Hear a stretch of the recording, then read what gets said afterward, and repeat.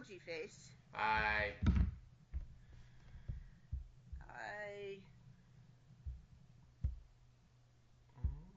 Let's see.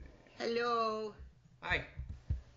Oh, there's me. Do you see me? I see you. Hi. Hi. Can you see me? No. No.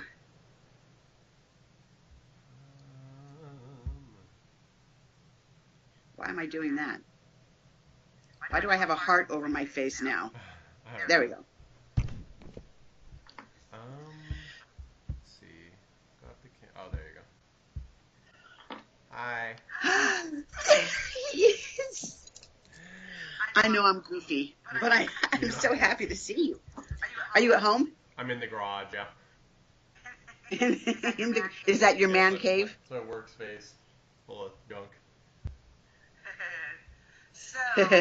So, what are we up to today?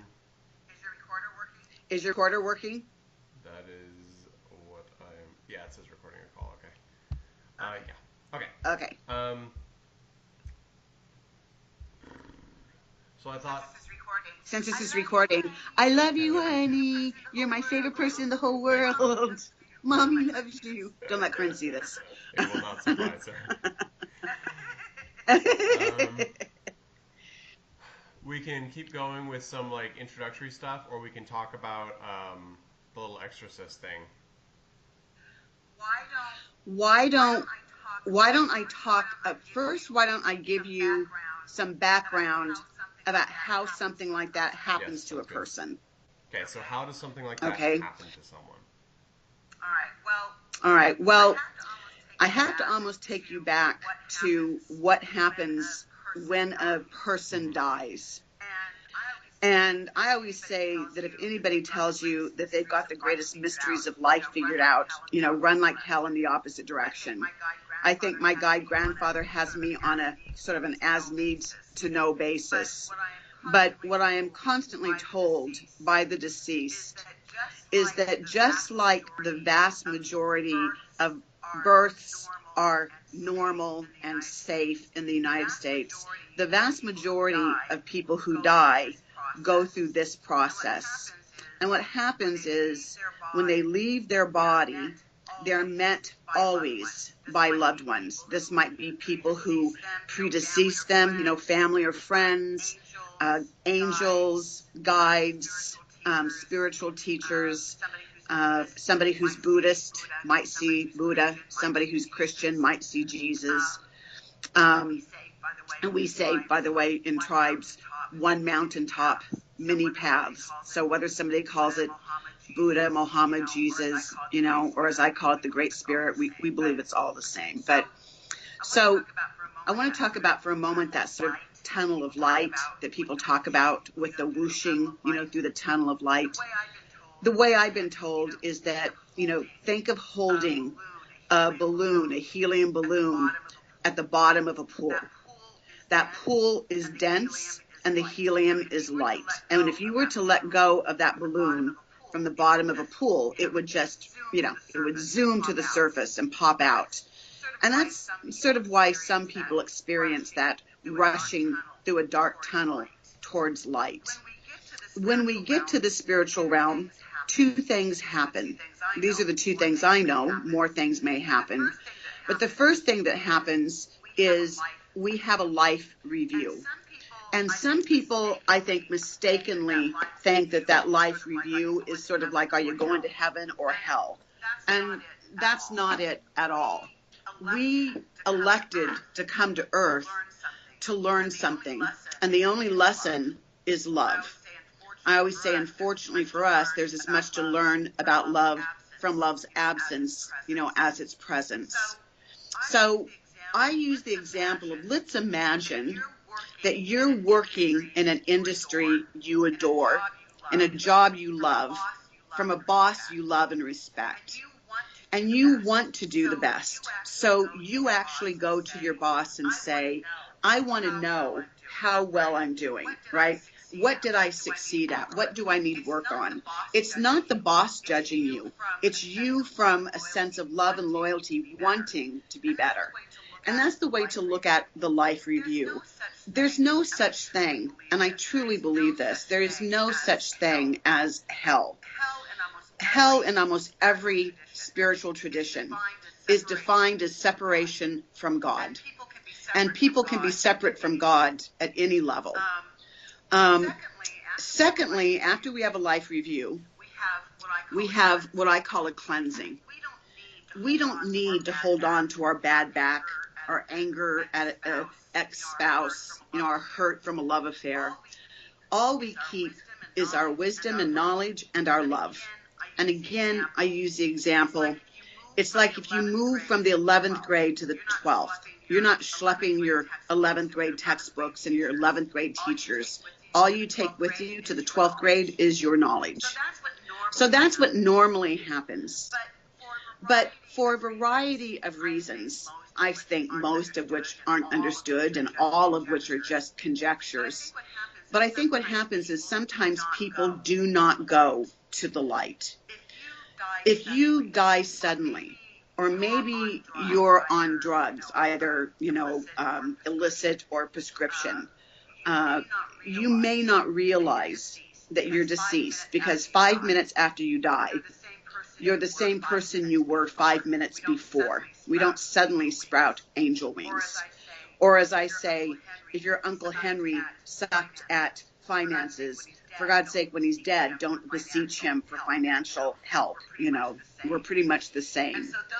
And so those people, also sometimes it's, they may be afraid. I've spoken to spirits who are stuck who really think that they're going to hell. And so when they see the light or they see the people that they love, they don't go with them because for them better to remain here, however limited, than to go to hell. There are those who stay because of love. The people that they love, they see are deeply grieving and they feel like they have to help them. Sometimes it's unfinished business and sometimes, unfortunately, it's revenge. Also, if you want to have a problem with an alcoholic spirit who doesn't go to the light because they want to remain addicted, don't go to a bar and constantly get drunk, because where are you going to find those spirits, right? So with that background, I'm going to move now to the people that are living. We have, as everybody pretty much knows, a physical immune system. When we sleep well, eat well, exercise, take care of ourselves, we can touch that door handle that somebody with a cold and a virus touched and probably not get sick. But compromise our physical immune system and you touch that door and suddenly you've got a cold. Well, we also have an energetic immune system. Some people call it the aura. I think that's limiting. I think the aura is part of our energetic immune system. And for much the same reasons as our physical immune system is compromised, so too our energetic systems can be compromised. It can be compromised by giving too much to people, just not having energy, depression. When our energetic immune system is compromised, those lost souls, entities, spirits, ghosts, people call them different things. Your Grandma Goldie great Grandma Goldie used to call them a haint, H-A-I-N-T, which is a very southern way of calling it. They can attach themselves. There are different phases of attachment. There is an attachment where, for whatever reason, a dead person who is in spirit sort of hangs on to you, if you will, or stays near you. That can just sort of affect your mood. If somebody, this is a simple explanation, but say somebody was a terrible driver. They cursed. Everybody was as your great grandma Goldie used to say, everybody was a bastard when she drove. You might be driving and you might normally be very patient, but suddenly every driver irritates you, and you'll think it's just you, but it's probably the effect of a being who's attached to you. If that attachment stays too long, then it becomes an influence. Now it's sort of influencing pretty much everything you're doing. If that person was negative, you may be negative. If that person had a bad back, you might, without any kind of discernible, logical reason, find yourself having a bad back. If the influence goes unchecked, then it can start to, and these, by the way, are my terms. People are going to call them differently. The influence then can become an overshadowing. And think of it this way. If you've got a stick figure there, the attachment is almost like a magnet, right? The dead person may sort of just be magnetically attached to what is left of your energetic system. Then the influence, it gets a bit closer. The overshadowing is like you're surrounded by a murkiness, right? That is that energy. And the overshadowing is very dangerous because it's starting to mean that you're losing who you are. Your ability to fight this off is becoming limited.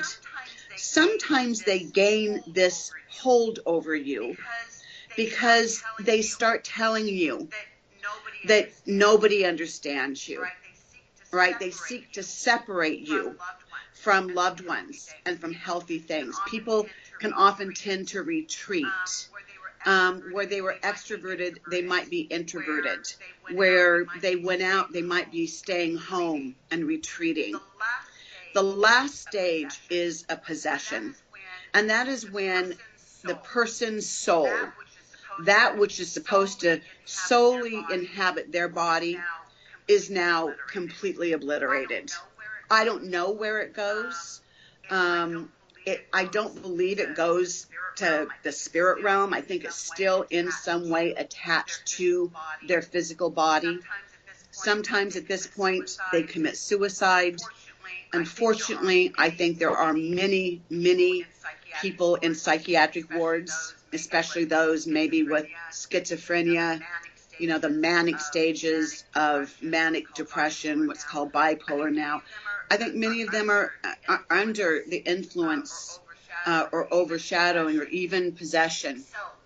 So with that in mind, and knowing that at some point we have to change some of the particulars of this, an individual who's a psychologist, who I have been training as a medicine woman for the past, I would say 12 or 13 years, occasionally brings a client in who she feels is struggling not just with a traditional psychological or emotional malady, but a spiritual one. And she brought in a gentleman who is a tattoo artist. I could tell instantly that he at least had, it was clearly not just an attachment. He had an overshadowing. I felt his mother's energy. She had been deceased. He was confused because although he felt his mother's energy, he wasn't sure why, because they had not gotten along very well when she was alive. What she kept saying to me is that she was staying to protect him from a dark energy. I kept telling him that I felt there was at least one other energy that did not want me to know who it was. I knew it was a male. I knew it was not related to him.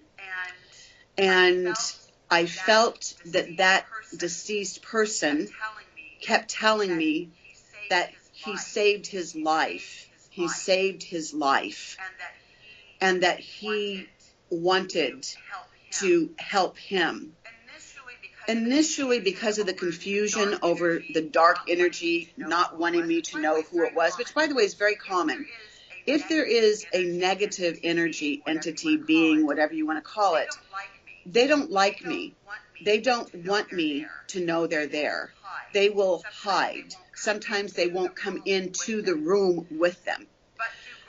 But through grandfather and my own abilities, I always know they're there. It just takes me a while. I think her name is Vicky, but we'll have to call her something else. I think Vicky, the therapist, thought it was something else. I think, see, come to find out, and these things, by the way, that are affirmed for me are affirmations of information I already have given them. So they're not helping me out at all. But I was confused because I knew he had saved this guy's life, but I didn't know why he said to me that he was there when he died. This guy I saw. Let's call him Jim. The client I'm seeing is Jim. The deceased entity told me that Jim was with him when he died, but he saved his life, but he wasn't with him when he died, and I couldn't understand it. So what happened was this: Jim, my client, was in the military. And he sort of got to know these two guys who he didn't like initially, but got to be friends with. As they were walking one day or evening, I think, all of a sudden this guy drops down. Jim, my client, was basically a EMT or a medic. So what he said is that when he went down to help him, he felt himself leave his body and spontaneously go into a deep blackness where demonic, scary, negative things were. And he had to fight them to get this guy's soul back. And the guy came back and went to the hospital and then died a week or two later without Jim being there. So that was the understanding, right? That he died, Jim saved him, but then Jim wasn't there when he died. So that was the understanding. We don't know. I don't think he knew what it was. It might have, my sense from the guy is that it was drug related. I think this was in the evening after being together, and I think something stopped his heart, drug related. But as commonly happens with this, the guy didn't really want to tell me, which is also why I know it was probably something he was partially responsible for, because they don't like to tell me. So here's the complication, right? I still don't think this is it, but I'm not sure, kind of sounds like it's it.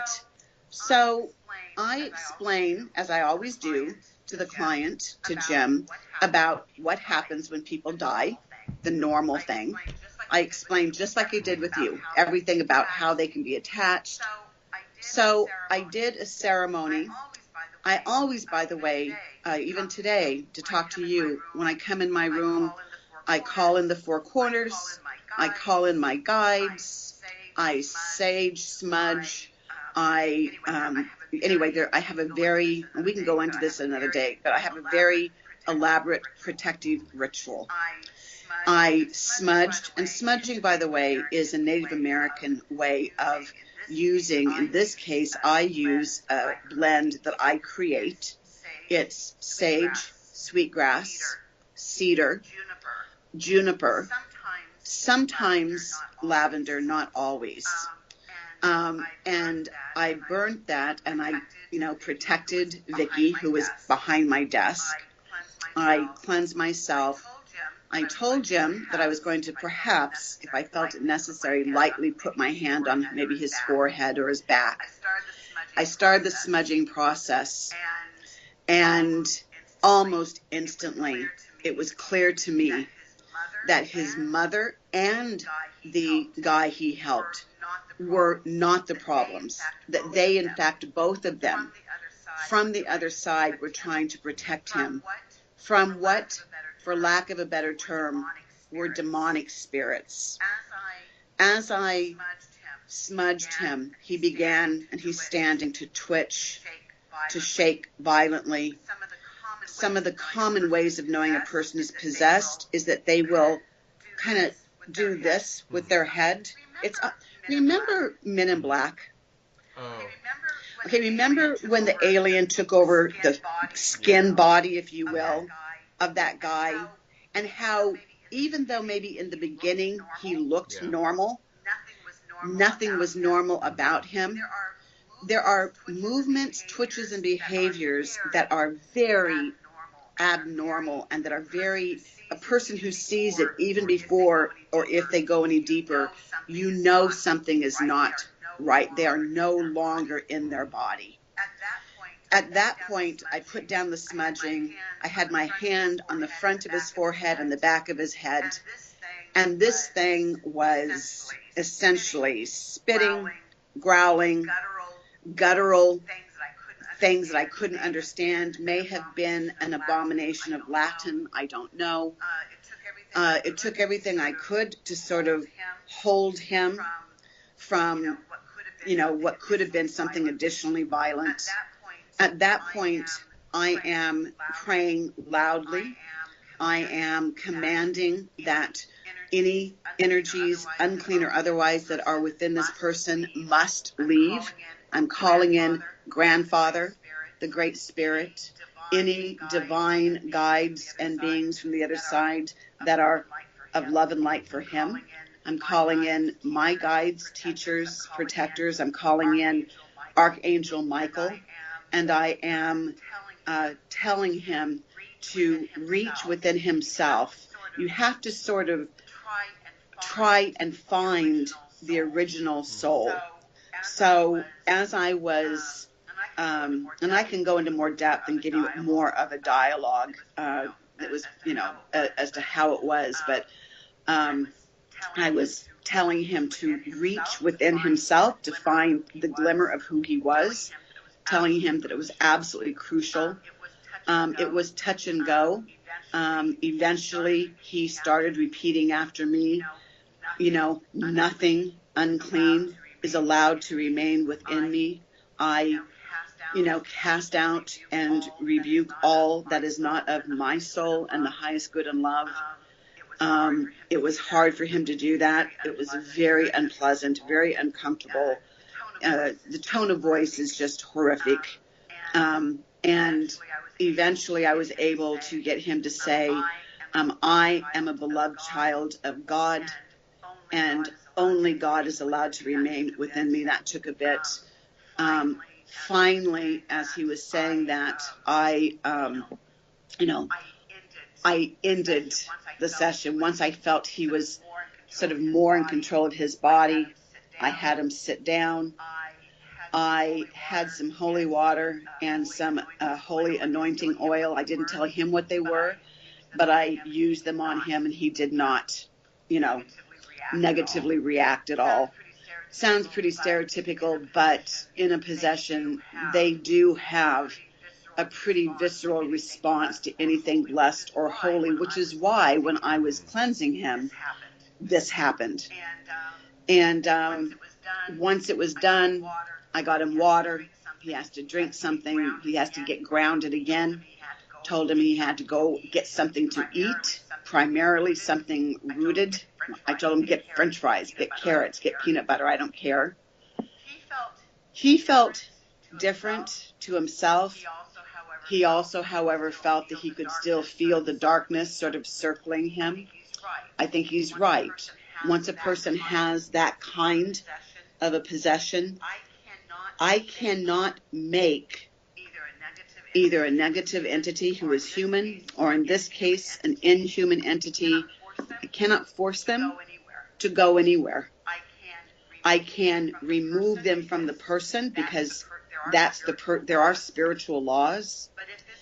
But if this person, this Jim, the name I gave him, does not do what I told him to do, which is to pray, to remove every single occult thing in his work or his home, if he doesn't sort of continue to go to therapy, in other words, he's got to be vigilant, highly vigilant, to keep this entity or entities, because it's hard to tell when they're negative like that, from regaining a foothold. And to be honest, I don't know if he can do it. But that's sort of what happens to people. So fortunately, I've only had a couple of those. Possessions are extremely rare. In spite of programs and TV and, movies, it's a rare thing to have a possession. But this was it. Something that you said that I haven't heard before from, say, like the Catholic idea or anything like that, which it sounds really similar to, is that they have to find themselves. Yeah. They have to, no matter how deep the possession, I believe that their spirit still is within their body. That's one of the things that a demon does, is that they don't, if they can keep somebody alive and suffering, that's what they want. And so I believe that the core self of that person is still residing within them. They just are tired, right? It's hard to fight that off. So yeah, he has to find within himself a strength and a sort of almost a dogged determination to not let this thing overcome him.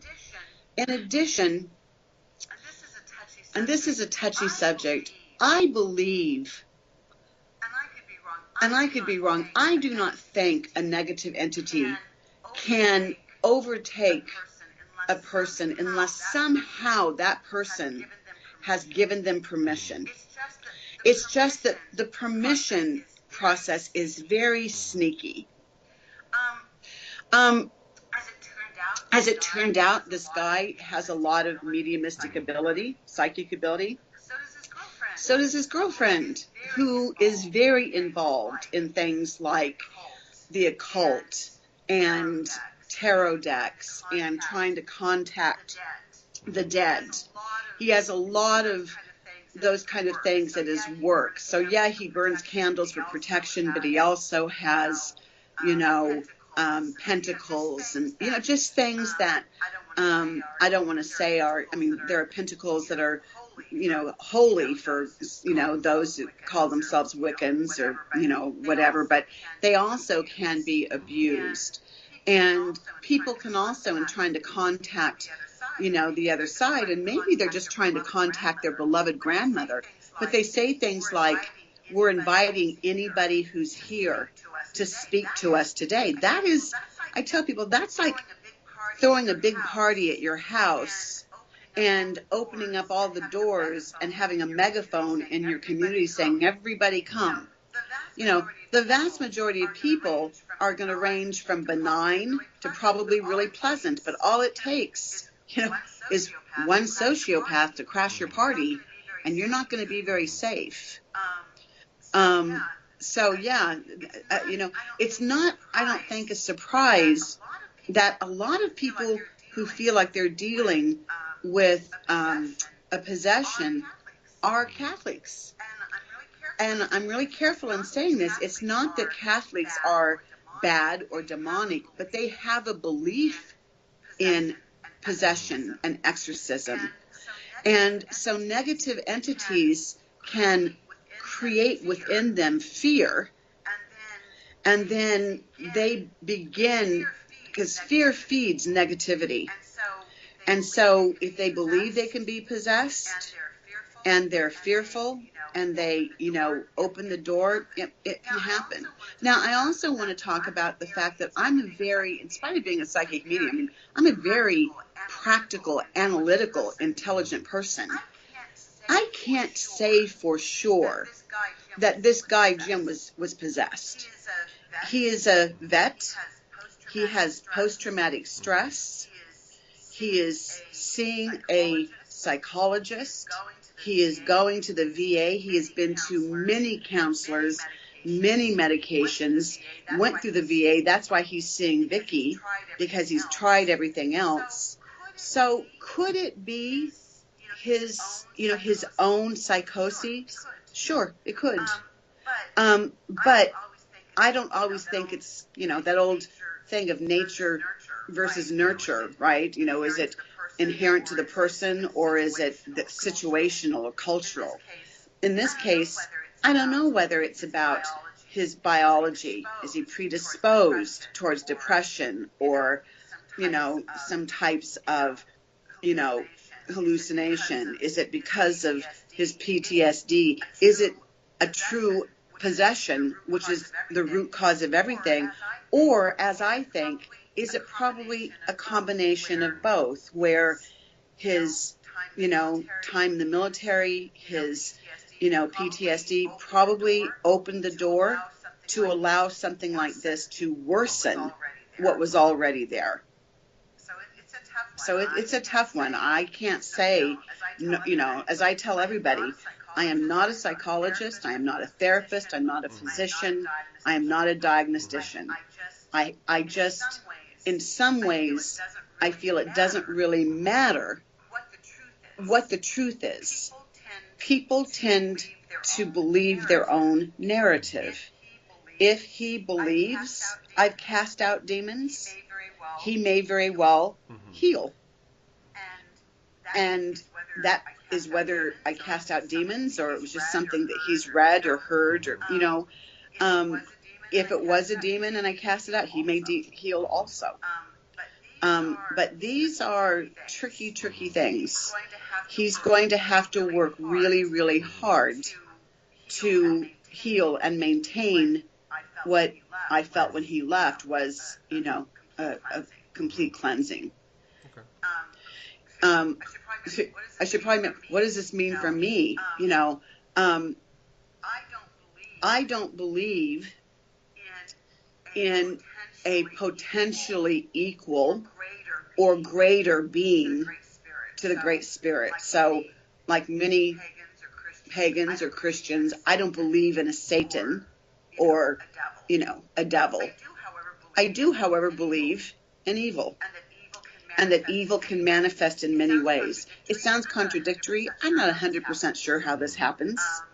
Kind of stands to reason that if there's a Great Spirit, there would be something, potentially in one being. But, in Indians, we would call it sorcery or bad medicine. So whether it's just that I refuse to give something that's evil a name, or I'm not sure. That's one thing I can't really answer. But when you are on the side of good, you are the enemy of evil. And when I work with somebody like the one we call Jim, I am in potential danger. So I cleansed. I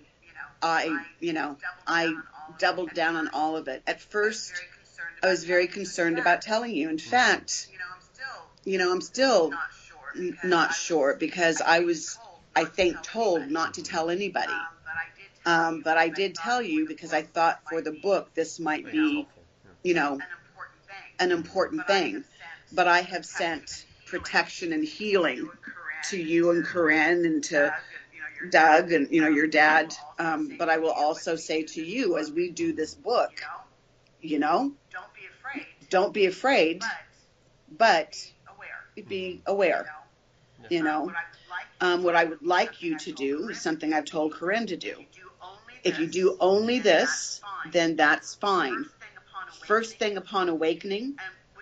And would you say God? What would you say? If you were going to talk about the divine, how would you probably put it? Lord, because that's what I grew up with in my brain. All right. And that's perfect. Say, Lord, thank you for being with me as I slept. Fill me with light and surround me with protective light throughout this day. Before you go to sleep, Lord, thank you for protecting me today. As I sleep, fill me with light and surround me with light. All right. Don't get stuck on the verbiage. Some people get stuck on the, the visualization. I always say that, if I pick up a vitamin zero bottle, I call it vitamin zero. Somebody else might call it a environmentally unsound bottle. Somebody in Japan's going to call it something else, right? It's not going to change the isness of this. Light just happens to be a pretty ancient form of protection, probably because when we could build a fire and eat something instead of being eaten, you know, it became a protection. But if somebody wants to say a coat of armor or, you know, a reflective bubble, that's fine too.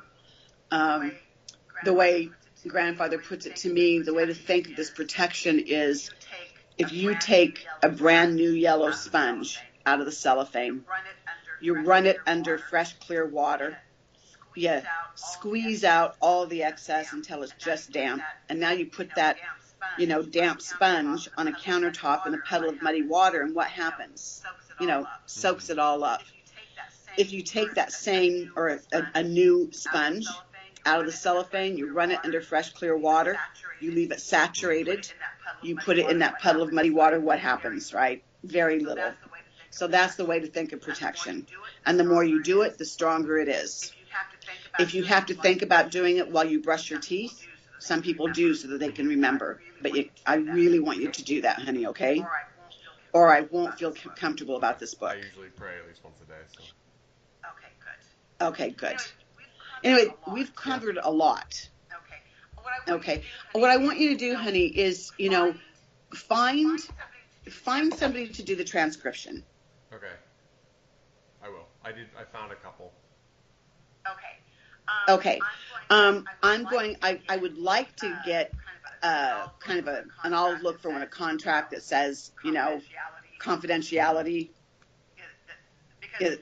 Because even though I'm sure they're fine, I don't want them to say anything, and I don't want them to take it and create their own book.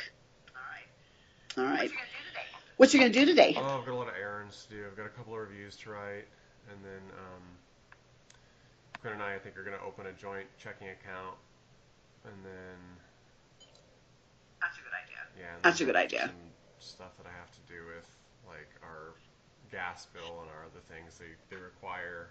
We're getting a little bit of assistance, so they require like proof of income.